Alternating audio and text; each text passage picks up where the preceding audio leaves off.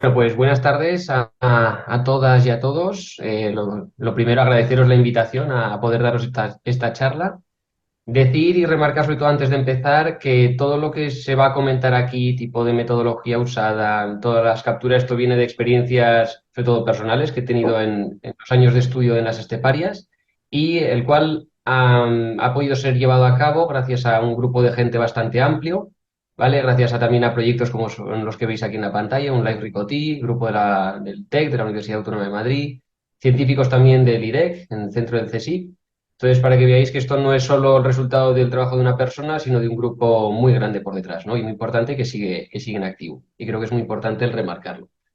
Bueno, vamos a hablar de aves esteparias. Evidentemente, cuando uno se pone a estudiar biología y cuando piensa y se mete en el mundo del alineamiento, dice, joder, qué bien, quiero anillar colibríes en un sitio verde, bonito, una selva fabulosa, y de repente le plantan aquí en una estepa como esta que veis aquí, que te lo crees, te ponen una jirafa y un león y es lo primero que te esperas ver, ¿no? Antes que aves que además son de bastante interés. Entonces, de hecho, esto para mí, desde el día que empecé, fue un choque de realidad y, de hecho, una apertura a unos ecosistemas que los tenemos muy cerca y mucha gente es desconocedora de ellos, ¿no? La charla va a estar estructurada de una forma muy sencillita. A ver si me responde esto. Vale. Vamos a seguir un poco estos pasos. Vamos a hablar de estepas de forma muy breve para situarnos un poco en contexto de la bifauna que comprende. Unos objetivos que he pensado para esta charla. Vamos a hacer un hincapié a lo largo de toda la presentación sobre la alondra ricotí como especie objetivo de estudio, ¿vale? Que es la que más he trabajado, explicando pues, la metodología de campo llevada a cabo con esta especie y por ende que se puede también realizar con otras tantas, los datos que se han obtenido con esta metodología y estudios que se han llevado a cabo y resultados, ¿no? Con unas medidas de gestión y conservación acordes a dichos resultados. Lo que debemos destacar, yo creo, en primer lugar, es un poco los cambios, digamos, de estos hábitats, de las estepas, es los cambios que estas están sufriendo y que llevan sufriendo a lo largo del tiempo. Destacar sobre todo la fragmentación y la pérdida de hábitat que se está produciendo por los cambios de usos, especialmente por actividades antrópicas, los cuales, ¿vale? Debemos destacar que han llegado a suponer cambios de hasta un 70% de la superficie terrestre, lo que supone pérdidas muy elevadas de la biodiversidad de esta. Esta pérdida, esta fragmentación y pérdida de hábitat, lo que ha provocado es que no solo disminuye el hábitat potencial para muchas especies, sino también la conectividad entre dichos parches de hábitat, lo cual se ve sobre todo, digamos, incrementado ese efecto o ese impacto en aquellas especies que pueden presentar capacidad de dispersión baja, tamaños poblacionales pequeños y sobre todo aquellas especies que son especialistas, ¿no? Que son mucho más específicas del hábitat en el que se encuentran. En concreto, las estepas, aquí podemos ver una distribución de las estepas a nivel mundial y nosotros nos vamos a centrar en las de la península y Marruecos. Pero claro, en primer lugar, definir qué es una estepa. Hay mucha gente que no conoce este concepto o este hábitat o lo ve por la carretera, pero no le da una importancia. Bueno, pues como podemos ver en la foto, no deja de ser un ecosistema de vegetación rala, de vegetación bajita, predominantemente tema de arbusto, de tomillo, por ejemplo, de aulagas, con una gran superficie también de suelo desnudo, ya sea arenoso o rocoso, con pendientes normalmente no muy elevadas, en torno a un 15% o similar, ¿vale? Para que nos situemos un poco en este tipo de ecosistema. Dicho ecosistema, como he mencionado, los cambios de uso de suelo que está haciendo frente a día de hoy, que les están afectando de manera negativa, son sobre todo el tema de la intensificación agrícola, la desaparición de la ganadería extensiva, por ejemplo, por la presencia de granjas, ¿no? De pues, una actividad mucho más intensiva, y el desarrollo de infraestructuras como pueden ser, por ejemplo, los parques eólicos u otra construcción de carácter antrópico. Estos cambios de uso lo que están provocando no solo es la fragmentación del hábitat como tal, sino la pérdida de esos fragmentos que se están generando. Es como si como si estuviésemos rompiendo un puzzle y perdiendo piezas de este. ¿Qué pasa? Que ese puzzle cada vez va siendo, pues ya no solo se ha roto, ya pierde una conexión como tal, una composición de lugar, sino que lo que estamos haciendo es perder también la conectividad entre esas piezas. Es decir, estamos provocando la aparición o la reducción del número de parches potenciales, una reducción en la calidad de estos y por lo tanto esto se está viendo reflejado en que más del 80% de aves esteparias presentan estados de conservación desfavorable. O sea, ojo al dato de 80%. O sea, prácticamente la totalidad de aves que se encuentran en estos ecosistemas se están viendo afectadas. Algunos ejemplos de aves con las que he trabajado, ya he mencionado, ¿no? Que hemos mencionado la ricotí, que la tenemos ahí a la derecha, pero estas son otras paseriformes, pues eso, pajaritos pequeños, algunos les conocen como PPMs, pequeño pájaro marrón. Cuando los ves en el campo parecen todos exactamente iguales, pero luego cuando los ves en detalle, pues ves las diferencias y no dejan de ser muy, muy interesantes, ¿no? Pues alondra común, terrera común, distintas collalbas. Aquí en las fotos podéis ver tanto especies ibéricas, sobre todo en la parte de la derecha, mitad derecha, como algunas especies más desérticas que están presentes en Marruecos, como por ejemplo pueden ser la collalba desértica, la culirroja o por ejemplo la collalba negra, que también la podemos ver digamos, en la península ibérica, pero en este caso pues yo la capturé en la zona de Marruecos.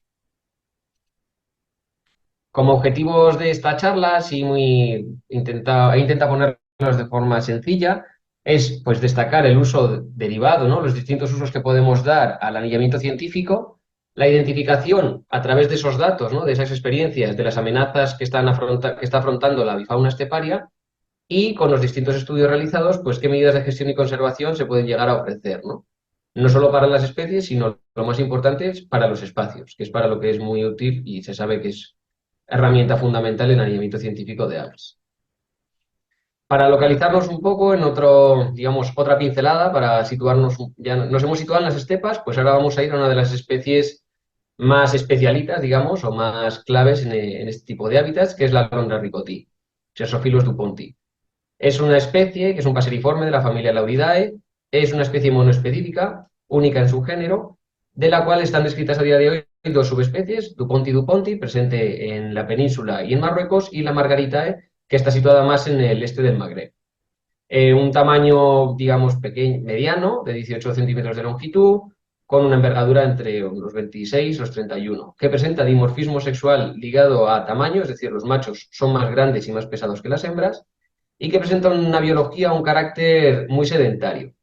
Por ejemplo, si nos vamos a las aves, digamos, esteparias, como por ejemplo la alondra, el bisbita, jolín, son migrantes, ¿no? Al final se vienen de África, tienen sus temporadas. Pues esta especie es sedentaria. Sedentaria con unas dispersiones, como veis, hay medias de 200 metros. O sea, que en principio se considera que se mueve poco, ¿no? Es una especie que a día de hoy tiene un estado de conservación, según la IUCN, de vulnerable a nivel global y de amenazado en España, el cual ha sido, de hecho, actualizado en los últimos años. Como hemos dicho, la distribución que presenta, ahora luego veréis un mapa, en la península ibérica y norte de África, con unas preferencias de hábitat muy específicas de páramo, es decir, zonas llanas, de hasta los 1.400 más o menos metros de altitud, con una predominancia de matorral caméfito y suelo desnudo y es una especie que está afrontando unas amenazas, sobre todo destacables, derivadas de la fragmentación y pérdida de hábitat, lo cual ha provocado una reducción de hasta un 30% de las poblaciones en los últimos 20 años y que a día de hoy está estimada una tendencia de descenso de un 2,3% a nivel anual. O sea, que se va para abajo de manera continua, ¿no? ¿Cómo llegamos a estudiar esta especie, la alondra ricotí y otras aves esteparias, ¿no? Bueno, pues si nos situamos, este es el mapa que podemos encontrar en la IUCN de la distribución conocida de la ricotí y nos vamos a centrar en la zona de estudio, que es la zona del Magreb, Marruecos, una zona de Túnez y la península ibérica. ¿Qué estepas podemos encontrar en la península ibérica? Bueno, seguramente la gente aquí es bastante conocedora de ello, pero siempre me gusta destacarlo, pues yo fui el primero que las fui descubriendo. Una de ellas es la foto inicial que hemos visto. Esto es una zona de la paramera soriana, ¿vale? Estepas del centro. Tenemos los famosos monegros. Fijaos qué diferencia tan grande, ¿no? De la anterior foto. O, por ejemplo, tenemos una zona de la Sierra del Picarcho en Murcia. Cómo ha cambiado de zona de suelo mucho más desnudo, de matorral más bajo, a una zona pues, de estipa, ¿no? Mucho, que esto de hecho nos recuerda a las que vais a ver ahora a continuación, que son ejemplos de parameras en la zona de Marruecos, como por ejemplo esto es en la zona del Antiatlas, en Tezín Tagatine, el suroeste de Marruecos. Tenemos en la zona del centro, en Midel Misur, fijaos qué extensiones tan espectaculares. O el plató de Recam, que esta fue de mis favoritas, pues aquí tenéis que si Monegros nos parece grande, esto ya nos parece abismal, ¿no? Nos parece, o sea, el dormir ahí os puedo decir que es una fantasía. a la vez que interesante y que te pelas de frío. También os lo digo por mucho que te vayas en época cálida. Bueno, de hecho ahí veis en la foto parte del equipo de trabajo. Una vez situado en estas zonas de estepa, claro, ¿cómo llegamos a capturar estas especies? Bueno, lo primero de todo, y si hay tiempo, evidentemente, es la localización de los territorios de los ejemplares a estudiar, en este caso de la ricotí. ¿Cómo se hace eso? Pues se hacen censos, ¿vale? Censos sobre todo a escucha, más que visuales, se hacen a escucha. ¿Por qué? Porque son especies que normalmente la mayor actividad se produce una hora antes del amanecer. En concreto, ya te digo, estoy destacando la ricotí, pero también se puede extrapolar, por ejemplo, a la alondra común o terrera, que también se escuchan en el coro matutino. Entonces, ¿qué hacemos? Lo que hacíamos eran transectos lineales con 500 metros de rango a cada lado de ese transecto y una localización a oído de los ejemplares con GPS. Una vez localizados los territorios o donde hemos escuchado esos machos, ¿no? Sobre todo que son los que cantan, procedíamos a la colocación de las trampas para su captura. Evidentemente hay zonas donde es imposible realizar censos en todos sitios por falta de tiempo, entonces pues con la reproducción de reclamos, pues te cercioras o no la presencia de ejemplares para la posterior captura, ¿no? Como podemos ver, la reproducción automática se hacía con altavoces Radio SAC. No sé si habrá gente aquí que aún tenga este teléfono móvil, son los mejores MP3 que existen a día de hoy. Ni iPhones, ni cosas modernas. Los móviles antiguos, esto no se te acaba la batería, os puedo decir, y os recomiendo si no lo hacéis, y los tenéis que los guardéis. O sea, esto es una fantasía para trabajar en campo porque funcionan estupendo, los móviles viejos, como reproductor. El tipo de trampeo, a diferencia de la mayoría de capturas que se hacen de anillamiento, que es por ejemplo con el tema de red invisible o red de niebla, tenemos en este caso los cepos malla, que como podéis ver en la foto, es sencillamente una media luna, ¿vale? De hierro con unos muelles que lo clavas con piquetas al suelo. Esa media luna tiene una red que es exactamente igual a esa red japonesa que usamos para la captura de otros paseriformes con la colocación de unos cebos, que pueden ser, por ejemplo, nosotros usábamos en este caso tenebrios o zozobas. Uno es el primo, el de la derecha, aunque se ve más pequeñito, es digamos, el primo de zumosol del tenebrio. O sea, el zozoba es gigantesco. Es un animal que evidentemente pues llama muchísimo más la atención, ¿no? Al final es un cebo mucho más móvil y pues es como poner un entrecot en lugar de un trocito de pechuga de pollo pequeñita. Entonces, claro, pues lo que hacen es, cuando capturan o van a por el cebo, salta digamos, como un palo donde está enganchado este, y se cierra esa media luna, quedando el ave cerrada, como podéis ver en esta foto, capturada en una red, básicamente, lo que pasa es que pues en contacto con el suelo. En la foto que tenéis arriba a la derecha es otro ejemplo de cepo malla, que este, por ejemplo, no necesita ser anclado al suelo con piquetas, por lo tanto es muy práctico porque te permite ya no solo colocarlo de una forma mucho más rápida, incluso desde el coche, ¿vale? Para poder moverte sin, digamos, afectar tanto a los ejemplares, sin asustarlos tanto, sino que incluso puedes llegar a colocarlo, por ejemplo, para collalbas, para bisbitas, en zonas elevadas, ¿no? Por ejemplo, en un murete de piedra. Al no requerir de un anclaje, pues se puede colocar en una diversidad de sitios mucho más grandes. ¿Vale? Para que veáis un poco el tipo de captura que se hace. Evidentemente, para todo esto, cuando se pone el reproductor en funcionamiento y se colocan estos cepos, lo que hay que estar es muy atentos, o sea, observarlos de manera permanente para, evidentemente, que en cuanto caen, tú sacas al individuo de esta malla y lo procesas, ¿no? No lo vas a tener ahí como hacemos a veces las revisiones de anillamiento, que cada X tiempo haces una revisión de las redes. Esto, evidentemente, al estar también en el suelo y poder ser pues, una amenaza para ese ejemplar, ¿no? Por otros depredadores pues, otras amenazas, pues en cuanto caen es cuando se procesan inmediatamente y luego se sueltan nuevamente en esa zona de captura, ¿vale? No se llevan a otro lado. Como hemos dicho, son individuos, la ricotí es un individuo muy territorial y por lo tanto no se puede, pues evidentemente cuanto menos se le altere, mucho mejor. Pero claro, ¿qué capturamos, no? En este caso podéis ver desde la foto de un nido a la izquierda con los pollitos a un joven que aún ni vuela, está ahí recién salido, la bolita esa que es una fantasía. Y lo tenemos a la derecha arriba un joven, un ejemplar joven de ricotí y abajo a la derecha un adulto. ¿Qué pasa? Que este paseriforme, al igual que otros tantos, tiene una muda posjuvenil y posnupcial verano completa. ¿Qué pasa? Que según la época en la que capturemos al ejemplar, no tenemos sencillamente ni idea de que si se está tratando de un adulto o de un joven de ese mismo año, ¿no? Entonces eso también nos limita mucho los estudios a posteriori. La diferencia que tenemos con Arricoti, como podéis ver en la foto, que es bastante notable, es en las cobertoras mayores, medianas, bueno, sobre todo en plumas de cuerpo, tiene una franja blanca, que además es muy llamativa, que luego la pierden, ¿vale? Por el cambio de pluma y por la abrasión con el terreno. Es un ave muy terrestre, ¿vale? Es como un ratón de campo. Entonces, evidentemente, las plumas también pues, sufren una abrasión correspondiente al ambiente.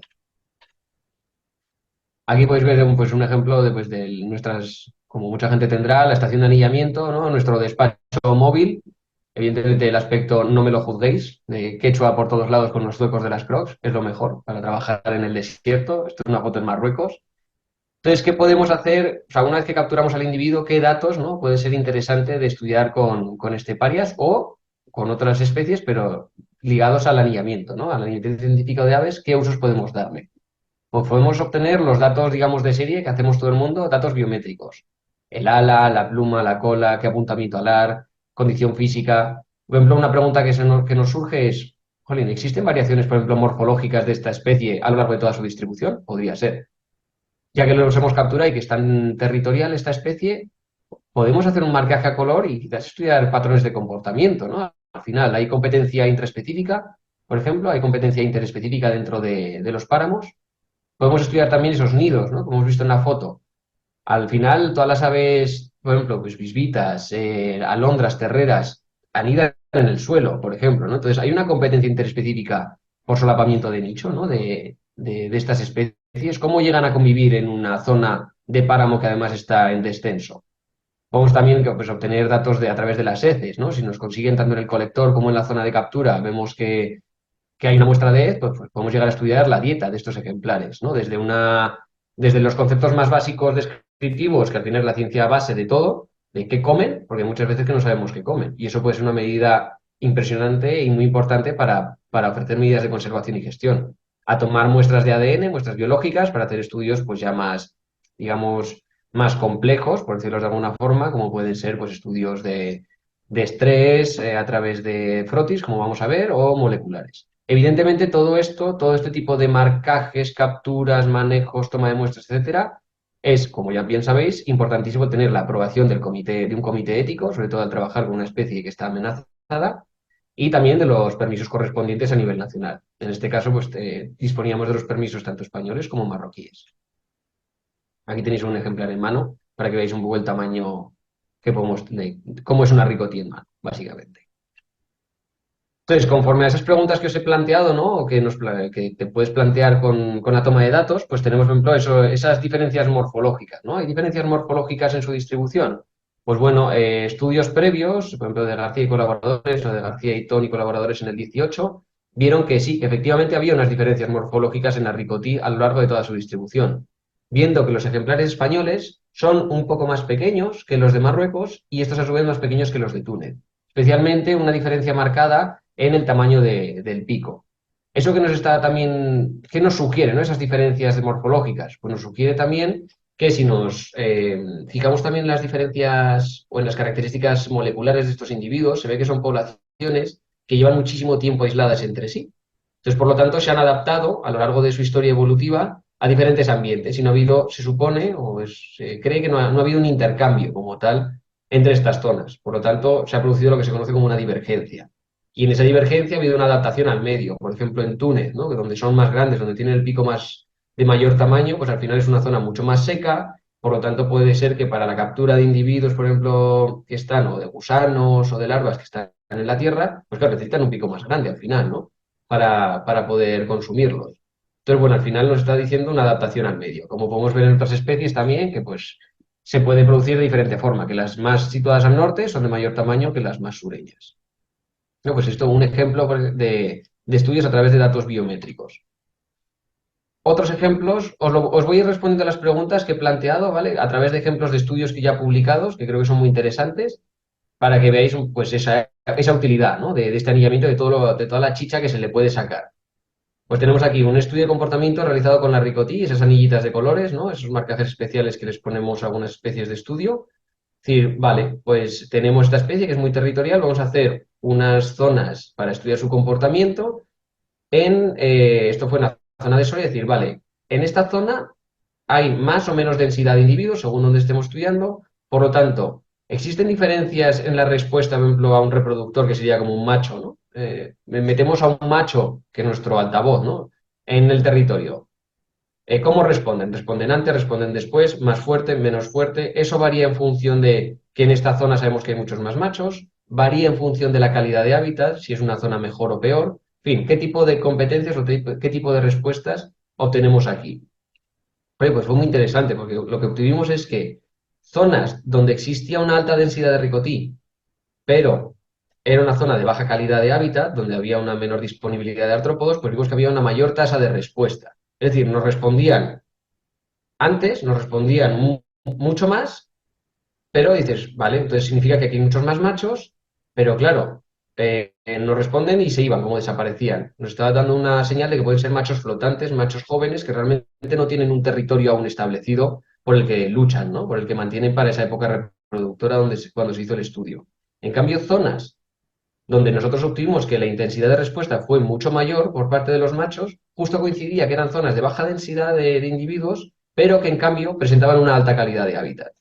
Es decir, nos está diciendo que la ricotí, una vez que se asienta y encuentra un buen sitio, dice, date, esto es mío, aquí tengo una buena calidad, voy a poder reproducirme bien, tengo que defender mi territorio y por lo tanto aquí que no me vengan los jovencitos o machos flotantes de peor calidad a quitarme lo que es mío. Y por lo tanto había una intensidad de respuesta pues mucho mayor, ¿no? De ahí que, por ejemplo, podamos sacar aquí una medida y decir, vale, pues entonces es interesante para territorios reproductores el que la calidad de hábitat, es decir, la disponibilidad de alimento, por ejemplo, es muy importante para que se establezcan los individuos. En cambio, zonas de baja calidad pueden albergar también individuos, en este caso flotantes, aunque no se reproduzcan. Pero bueno, pueden ser zonas muy interesantes de paso, de conexión entre poblaciones más que tengan una mayor calidad y por lo tanto sean más importantes para la supervivencia también de la especie. Este es un ejemplo con comportamiento. Si nos vamos, por ejemplo, al otro que os he mencionado de los nidos, ¿no? Tenemos aquí otro ejemplo, es decir, vale, pues cómo llegan a convivir especies que anidan todas en el suelo, ¿no? Que al final, y que tienen un recurso, posiblemente una explotación de un recurso muy similar. Pues podéis ver aquí unos diagramas que establecimos de los tipos de nido que establecen distintas especies. La alondra común, que elige una zona más, o sea, situar el nido en una zona con más estipa. O la terrera común, que prefiere una zona mucho más abierta de suelo, con pedregoso y con algún matorral que le cubra un poquito el nido. O el bisbita campestre o la caballalba rubia, que directamente te meten el nido debajo de las aulagas o incluso dentro de estas, ¿no? Pues, jolín, qué diferentes son realmente los nidos si atendemos mucho a la composición vegetal que le rodea, ¿no? A ese microecosistema, a ese nicho, ¿no? De las especies. Pues lo que vimos es que efectivamente había una diferencia ya no solo de localización de los nidos, sino también de la estructura, tamaño de nido, tipo de material usado, unos estaban más forrados por dentro que otros, y por lo tanto hay unas diferencias en el nicho de la nidificación de las especies, ¿no? Que a pesar de ser ecológicamente similares, presentan diferencias, lo que permite que haya una coexistencia de estas en el ambiente, ¿vale? Evidentemente también tenemos que decir que una alondra ricotí es una especie residente, que está aquí todo el año, pero la alondra común, el bisbita, estos llegan, o sea, llegan en otro momento con la migración. Entonces, claro, también hay digamos, un efecto fenológico de llegada, construcción y establecimiento para la reproducción, ¿no? Esto lo que permite también es una coexistencia de todas estas especies en estos ambientes tan, ¿cómo decirlo?, tan frágiles o tan especiales como son las parameras. Otros estudios, con las capturas y el alineamiento, fue con pues, estudios realizados que hicimos a través de las heces, ¿no? El decir el qué comen, ¿no?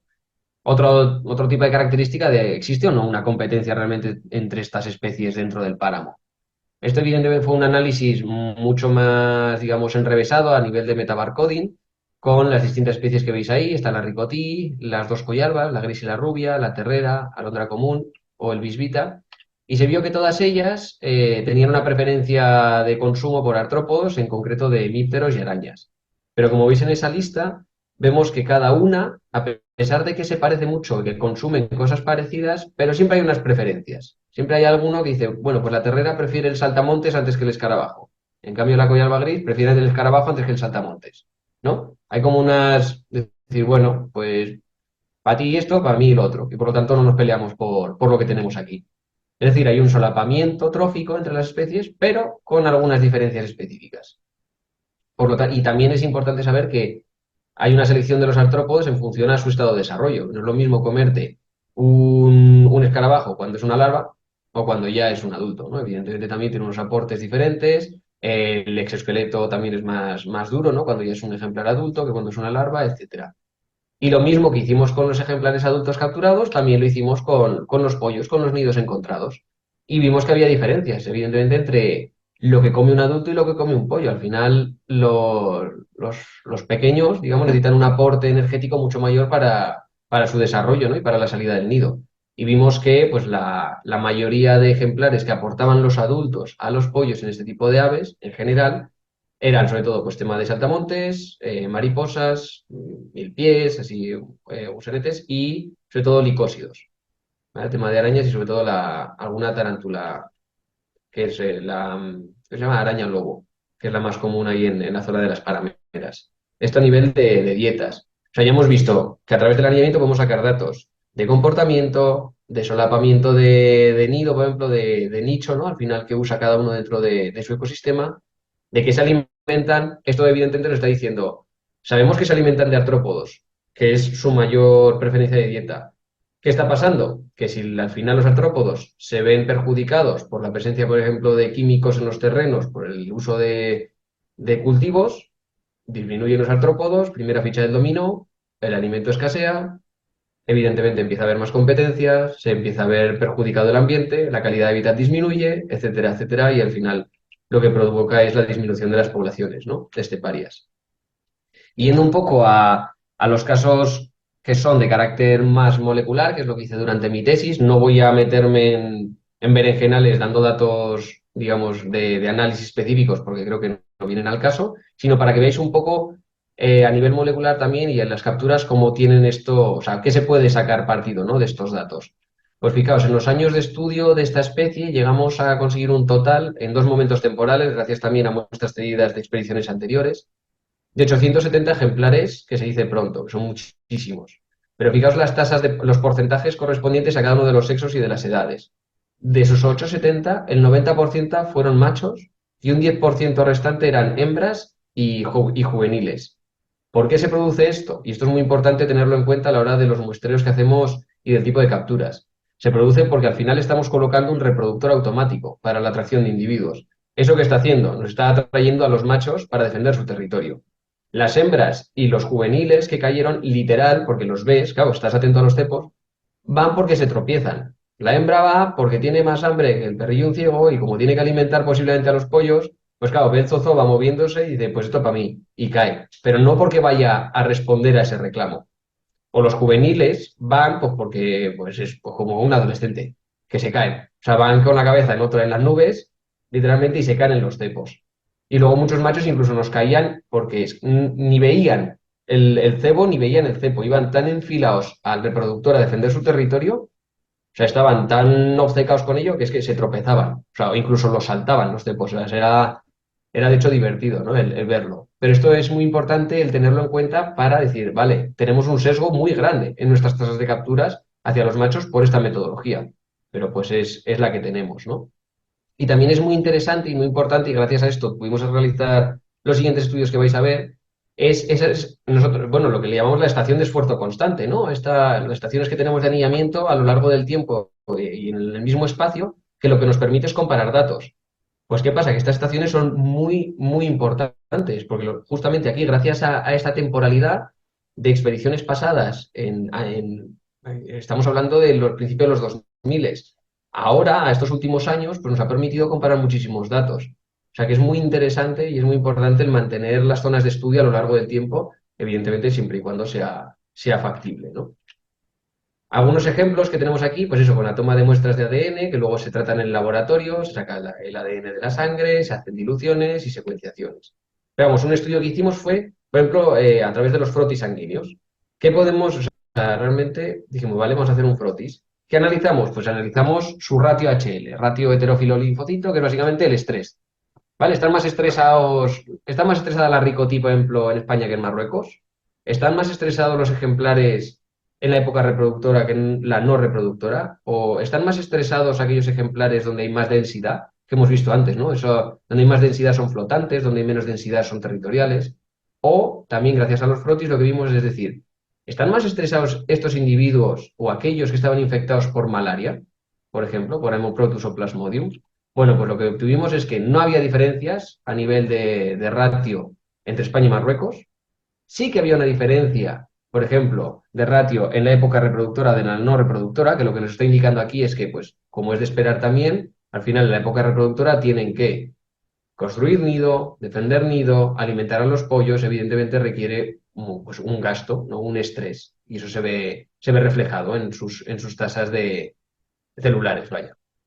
No vimos diferencias a nivel de zonas de densidad de machos y sí que vimos alguna diferencia en ese estrés en aquellos individuos infectados por malaria, pero aquellos que presentaban una condición física baja. Es decir, los que estaban flojitos de condición física y que encima estaban infectados por malaria, sí que presentaban tasas de estrés elevadas. En cambio, los que tenían una buena condición física no se veían para nada perjudicados. De hecho, incluso presentaban valores de estrés bajos.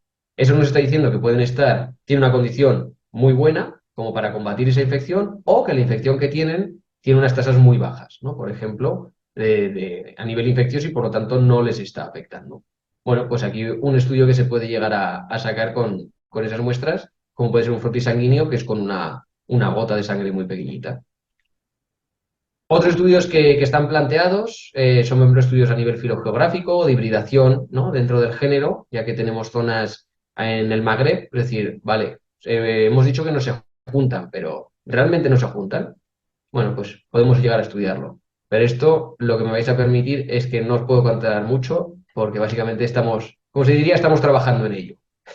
Entonces tengo que ser, esto me lo reservo, así os pico la curiosidad para en los próximos meses, si salen adelante, pues ahí los podréis ver. Un estudio, y este, por ejemplo, lo publicamos hace muy poquito, con esa estación de esfuerzo constante, ¿no? Esa tenencia de datos en distintos momentos temporales. Es decir, vale, pues estamos viendo que hay cambios a nivel ecológico en las parameras. Vemos que las estepas se ven reducidas por fragmentación, por pérdida. Vemos que las poblaciones a nivel ecológico están reduciéndose. Pero, jolín, ¿se está viendo también un efecto a nivel molecular? O sea, ¿les está afectando más allá que los meros números poblacionales? Evidentemente se sabe que a nivel, digamos, de ecosistema, a nivel ecológico, es más fácil de testar esto, ¿no? Que son cambios mucho más rápidos. Por ejemplo, con Filomena, viene Filomena, las poblaciones se van al traste, aunque luego se recuperen. Pero son cambios mucho más puntuales. En cambio, a nivel genético, estos cambios requieren unas ventanas temporales muy grandes, mucho más grandes según las generaciones, ¿no? De la especie de estudio. En este caso teníamos una ventana temporal de 5 o 7 generaciones entre el pre y el post, digamos. Entonces, como hemos dicho, ¿no? ¿Cómo afecta? ¿Cómo afecta esa pérdida y esa fragmentación de hábitat, esa pérdida de parches, esa pérdida sobre todo de conectividad entre parches? Porque si se ven fragmentados pero están conectados entre sí, al final el flujo y el intercambio de individuos se mantiene. Evidentemente se ve perjudicado, pero en mucha menor medida. Pero ¿qué pasa? Que esa pérdida de conectividad, esa pérdida de hábitats, lo que hace es que haya una mayor endogamia. Al final, si no tienen a dónde irse, pues al final, pues con el que tienen más cerca. Eso al final aumenta la endogamia. Eso provoca pérdidas a nivel genético, pérdidas de diversidad y una acumulación de lo que se llama mutaciones deleterias, ¿no? O sea, dicho de manera muy básica y un poco tonta, de cosas malas, de cosas que no benefician a la especie. Y eso lo que acaba provocando es, pues evidentemente, el descenso poblacional, la muerte de las poblaciones, ¿no? La extinción de estas.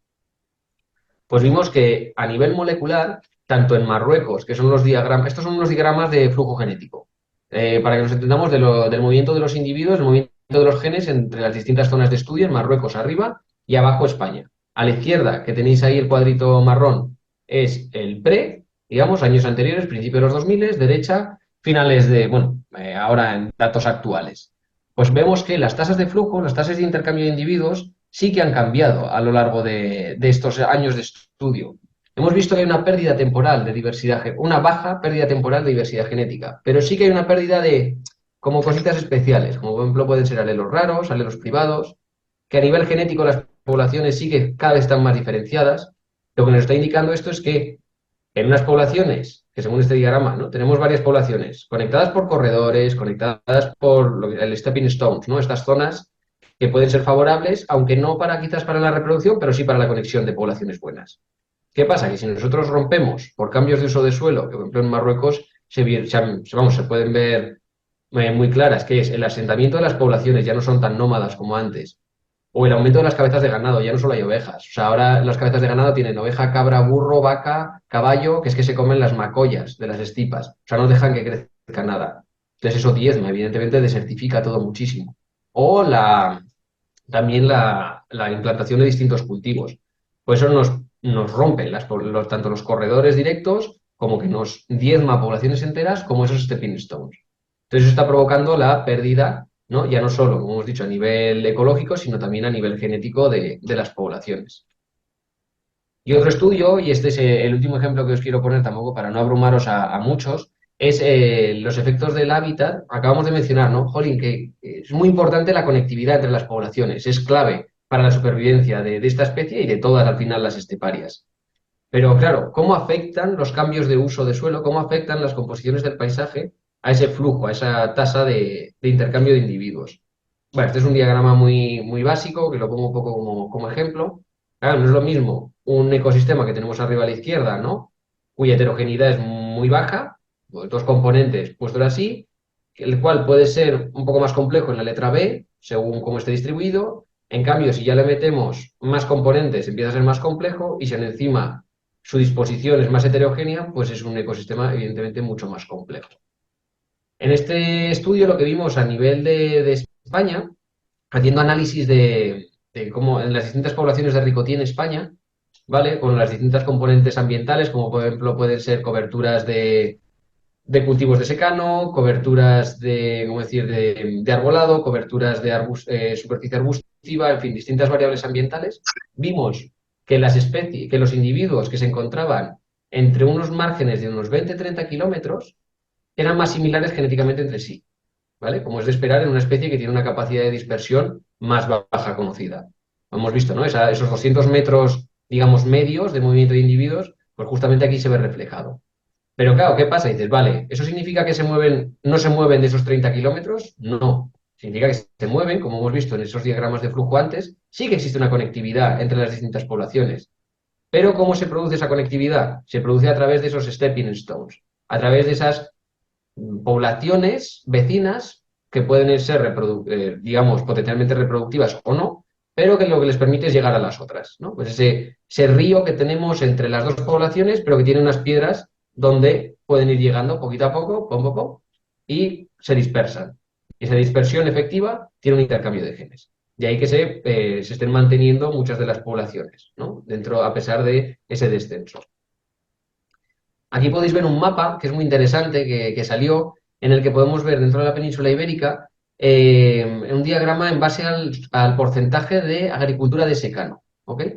Son mapas que se llaman como mapas de resistencia. Tenemos el color marrón, es resistencia baja al movimiento, al flujo genético, y lo verde es resistencia alta. En una ventana temporal en años anteriores, ¿vale? 1990, ¿vale? En función a la cobertura que había de agricultura de secano en el 90 y en función a la superficie que hay catalogada a día de hoy en el 2018. Veis que hay cambios, hay que ir fijándose muy bien, pero sí que hay cambios en esas superficies. Donde había antes más, ahora hay menos, ¿no? Hay más resistencia ahora, por lo tanto, se ve perjudicado posiblemente, pues, ¿por qué puede ser esto? Pues porque va aumentando esa superficie, ¿no?, de cultivo. Los puntitos negros son las capturas de ricotí. Para que os situéis, son ejemplares capturados que justamente se están dando en las zonas marrones. Y que al final, pues en la zona centro tenemos todas las parameras sorianas, pues eso es un corredor entre ellas. Pero ya si nos vamos más al sur o más al noreste, que son las poblaciones más satelitales, pues vemos que cada vez están más aisladas entre sí. Con este estudio lo que sacamos fue vale, qué variables ambientales pueden ser interesantes o qué variables ambientales nos están jugando un papel muy importante a nivel de corredores. Pues tenemos que la superficie, zonas de baja intensidad agrícola, baja cobertura arbórea, ¿no?, tanto a nivel de bosque como a nivel de estos cultivos mezclados con olivares, etcétera, etcétera, son, cuanto menos, pues es mejor, siempre y cuando esa superficie también esté cubierta por ese mosaico de pues, zonas de páramo, ¿no? De zonas de suelo desnudo, con arbusto bajo, etcétera. ¿Y qué pueden estar actuando como barreras? Pues tanto accidentes geográficos, como por ejemplo pueden ser cordilleras montañosas, que al final es una barrera natural, zonas de pendiente muy elevadas, zonas muy densas de bosque, ¿vale? Porque al final pues es una especie que parece ser pues que no, o sea, si hay una masa de bosque pues la puede rodear o quizás volar si no es muy grande, pero si es una masa de bosque muy grande, pues claro, al final es una barrera para ella, ya que a pesar de que puede volar, pues como hemos dicho ratonea mucho. Y luego, evidentemente, esa agricultura intensiva, sobre todo de secano, que es la que podéis ver en el mapa, ¿no? Del efecto que está teniendo como barrera, como resistencia al flujo genético y a la dispersión. Aquí os voy a enseñar, este es un mapa de las poblaciones, ¿vale? De alondra ricotí en la península ibérica, sacado, este es un paper de García Antón y Traba en el 21, ¿vale? Con las poblaciones que, por la disminución de la ganadería extensiva y la intensificación agrícola, está produciendo esa fragmentación y pérdida de hábitat, ¿no? De esos parches, lo que está provocando esos descensos poblacionales anuales, lo cual, ¿vale? En fin, quedaos con la copla de este mapa, porque ahora en el 2023 se ha publicado este nuevo artículo que, si os fijáis, todas las zonas grises son poblaciones catalogadas ya como extintas a día de hoy para la alondra ricotí dentro de la península. O sea, de lo que había antes, por ejemplo, zona de Zamora, pues se ha caído, distintas zonas pues han cambiado, ¿no? Evidentemente también hay otros factores, ¿vale? No son solo estos dos, pero bueno, son como los más destacables, digamos. O sea, que es una especie que está se está viendo reducida, pero claro, ¿por qué? Porque al final los páramos están desapareciendo, ¿vale? Al final, ¿y por qué están desapareciendo y qué podemos sacar en claro de todos estos ejemplos, ¿no? O qué medidas qué podemos ofrecer de todos estos datos de anillamiento, de datos moleculares, de todo lo que observamos en campo. Pues al final podemos decir que la ganadería extensiva es una medida muy interesante, es muy importante para mantener estos páramos, ¿vale? Porque lo que permiten es ya no solo, por ejemplo, a través de pues, estos ganados, las ovejas, pues evidentemente las ovejas ¿qué hacen? Comen y cagan. Dicho rápido y un poco feo, pero es así. Al final esas heces son alimento para artrópodos, son al final un aporte al suelo, un aporte nutritivo. Si es bueno para los artrópodos, es bueno para las aves esteparias. Y además lo que permiten también es ir comiéndose las macollas de las especies arboladas, permiten frenar ese desarrollo arbóreo que se está viendo también en España, ¿no? Muchas zonas, por la sucesión ecológica que están sufriendo, al haber menos ganado, los arbustos van creciendo cada vez más y por lo tanto tienen un porte mucho más grande. Es decir, los páramos se ven disminuidos. Y efectos negativos que hemos mencionado en su inicio y que están claramente presentes y cada vez más en desarrollo son el desarrollo de infraestructuras, como por ejemplo, pueden ser los parques eólicos o, evidentemente, esa agricultura intensiva, ¿no? O sea, estos son como factores, digamos, por mencionar algunos, evidentemente hay más, ¿no? No es solo, no es la panacea decir, si hacemos esto, se cura. Pero bueno, estas son unas de las medidas más importantes que se deberían considerar a día de hoy para conservar. La ricotí es al final una especie, como hemos dicho en este caso, una especie objetivo, es una especie bioindicadora del estado, porque al ser tan especial nos indica perfectamente el estado del ecosistema en el que se encuentra. Si esta especie está en descenso es porque el ambiente está en descenso y debemos conservarlo, porque además es un ambiente que, si os acordáis de ese mapa global, las parameras, o sea, las estepas no tienen una amplia distribución y están cada vez más en descenso. Entonces creo que es un ecosistema que deberíamos conservar por la diversidad que incluye y porque, bueno, pues al final es un ecosistema que considero que debemos mantener. Aquí os pongo una diapositiva de toda la biblio que he ido mencionando, con los distintos ejemplos y tal, por si a alguien le pica un poco la curiosidad, quiere leer un poquito más de detalle, etcétera, etcétera. Pues bueno, tenéis ahí vamos, los distintos ejemplos, evidentemente hay muchísimos más. Pero bueno, por no abrumaros tampoco a exceso de información, que quizás lo he hecho, pero he intentado no, no hacerlo. Justo, mira, además lo quería hacer a propósito no sé si tenéis, como llevo 45 minutos, era una horita, pues hasta pues esos 15 minutos, si tenéis dudas, preguntas, curiosidades que queráis saber de las expediciones a distintas zonas, en fin, si si me sé la respuesta, os la diré, si no, pues paso palabra. Gracias por la atención.